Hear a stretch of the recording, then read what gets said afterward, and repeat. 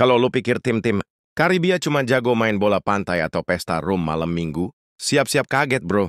Ada satu tim kecil dari Lautan Biru, Karibia yang lagi bikin dunia sepak bola terheran-heran. Namanya Curaçao. Negara yang bahkan luasnya nggak nyampe setengah Bali ini. Sekarang berdiri gagah di puncak klasemen kualifikasi Piala Dunia 2026 zona CONCACAF. Dan gila, mereka cuma tinggal beberapa langkah lagi buat nyentuh mimpi terbesar. Main di Piala Dunia. Kru dari pulau kecil, mereka siap gegerkan panggung dunia. Dari si kecil yang diremehkan. Dulu, nggak ada yang ngelirik Curaçao. Tim-tim besar di zona CONCACAF cuma fokus ke Meksiko, Amerika Serikat, Kanada, atau paling banter Jamaika. Curaçao, ya cuma figuran. Tim yang kalau ikut turnamen, udah bagus banget kalau bisa nahan imbang. Tapi musim ini semuanya berubah.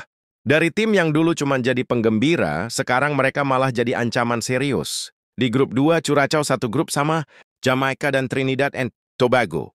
Dua tim besar di kawasan Karibia. Tapi hasilnya, Curaçao malah jadi pemuncak klasemen. Cerita mereka kayak film underdog yang beneran hidup, kecil, tapi ganas. Statistik yang bikin nganga, gue kasih datanya biar lo ngerti seberapa gilanya tim ini. Dari 3 laga, mereka menang 2 kali, seri sekali, kebobolan, cuma 2 gol. Pertahanan mereka rapat banget, solid kayak beton cor. Dan bukan cuma bertahan bro, gaya main mereka juga efisien banget. Serangan balik cepat, passing rapi, dan pemainnya punya kecepatan luar biasa. Leandro Bacuna, sang kapten, tampil jadi jantung permainan. Main tenang, pimpin tim dengan aura pemimpin sejati. Yang dulu dianggap tim kampung, sekarang malah main sekelas klub Eropa. Menuju putaran ketiga. Sekarang mereka udah masuk putaran 3 kualifikasi Piala Dunia 2026. Ada 12 tim tersisa, dibagi jadi 3 grup A, B, dan C. Cuma juara grup yang bakal langsung lolos ke Piala Dunia. Dan tahu nggak, Curaçao sementara ini punya poin tertinggi di antara semua grup. Surinam dan Panama di grup A cuma punya 5 poin. Haiti dan Honduras juga sama di grup C. Tapi Curaçao, mereka unggul. Mereka di posisi emas. Tinggal 3 laga lagi. Dan dunia bisa lihat dongeng sepak bola baru dari Karibia. Jejak Patrick Kluivert. Ngomongin Curaçao, nggak lengkap tanpa bahas satu nama legendaris, Patrick Kluivert. Yap, legenda. Belanda yang sekarang ngelatih timnas Indonesia itu dulu 2 kali ngelatih Curaçao. Pertama di 2015-2016, terus balik lagi di 2021. Waktu itu fans semangat banget. Mereka pikir, wah ini dia. Mantan bintang Barcelona pasti bisa bawa Curaçao naik level. Tapi kenyataannya nggak semulus itu. Nama besar belum tentu jaminan sukses. Dan Curaçao ngerasain sendiri pahitnya. Masa kelam Kluivert. Pas Kluivert balik tahun 2021, hasilnya nggak sesuai harapan. Ya dari 6 laga cuma menang sekali. Memang sempat pesta gol lawan British Virgin Islands Lavan Sol. Tapi habis itu, zonk lah. 3 kalah, 2 imbang. Bahkan pernah dibantai 0-4 sama Bahrain.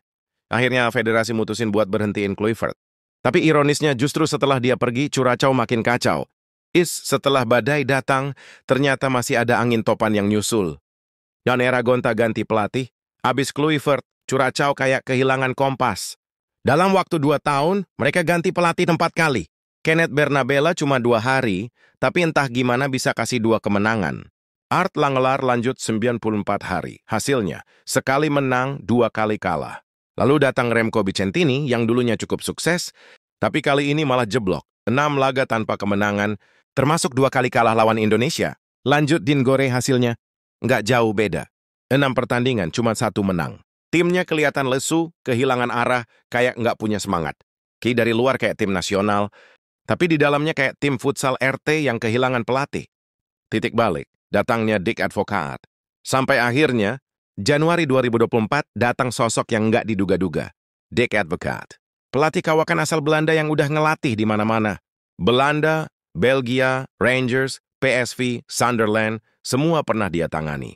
Umurnya udah 77 tahun, tapi semangatnya masih kayak bocah baru lulus kursus pelatih. Banyak yang nyinyir waktu dia ditunjuk. Ngapain pelatih sepuh ngelatih tim kecil? Tapi Curaçao percaya. Dan kepercayaan itu nggak salah. Kadang keajaiban datang dari keputusan yang paling nggak masuk akal. Revolusi Advocaat. Begitu Advocaat datang, semuanya berubah. Tim yang tadinya kacau tiba-tiba jadi disiplin. Formasi jelas. Gaya main konsisten. Pemain ngerti perannya. 2 laga pertama. Langsung menang lawan Barbados dan Aruba. Habis itu memang sempat kalah lawan Saint Lucia. Tapi sejak kekalahan itu Curaçao meledak. 9 pertandingan tanpa kalah, 5 diantaranya menang beruntun. Yang namanya mental juara bukan lahir dari kemenangan, tapi dari bagaimana lo bangkit setelah kalah. Mesin gol yang tak terbendung. Dalam 16 pertandingan era advokaat, Curaçao cuma kalah 2 kali. 10 menang, 4 imbang. Produktivitas mereka juga luar biasa. Lebih dari 25 gol dan cuman kebobolan 8. Gaya mainnya mirip tim Eropa kecil yang efisien banget. Ranglo Janga jadi ujung tombak, Bacuna bersaudara jadi motor tengah, dan lini belakang mereka dijaga pemain diaspora Belanda yang tampil rapat dan fokus. Curaçao sekarang bukan lagi tim kecil. Mereka udah jadi miniatur Belanda di Karibia. Lihat momen epik lawan Jamaika. Dan puncaknya, saat mereka ngalahin Jamaika 2-0. Lo harus lihat atmosfernya, bro. Stadion di Willemstad pecah. Jamaika datang dengan pemain Premier League, tapi pulang dengan kepala tertunduk. Curaçao mainnya taktis, sabar, dan dingin. Kemenangan itu bukan cuma soal 3 poin, tapi simbol. Simbol bahwa mereka bisa berdiri sejajar dengan raksasa kawasan. Di malam itu seluruh Karibia bersorak. Curaçao resmi lahir sebagai kekuatan baru. Lebih dari sekadar sepak bola. Curaçao ini negara kecil dengan 190.000 penduduk. Tapi mereka punya mimpi besar. Mir mau main bukan cuma buat menang, tapi buat banggain bendera. Buat buktiin kalau ukuran negara nggak nentuin besar kecilnya hati. Sekarang federasi mereka udah makin profesional. Pemain diaspora makin banyak yang balik. Generasi baru mulai lahir. Dan semuanya dimulai dari satu hal, kepercayaan diri. Di kadang mimpi nggak butuh populasi besar, cukup satu kata, keyakinan. Sekarang tinggal 3 laga lagi di babak kualifikasi. Kalau mereka bisa sapu bersih, maka sejarah bakal ditulis.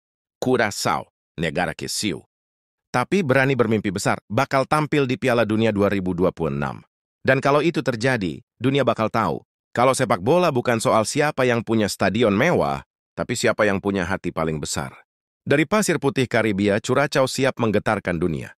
Dan mungkin, sebentar lagi kita semua bakal bersorak. Welcome to the World Cup, Curaçao.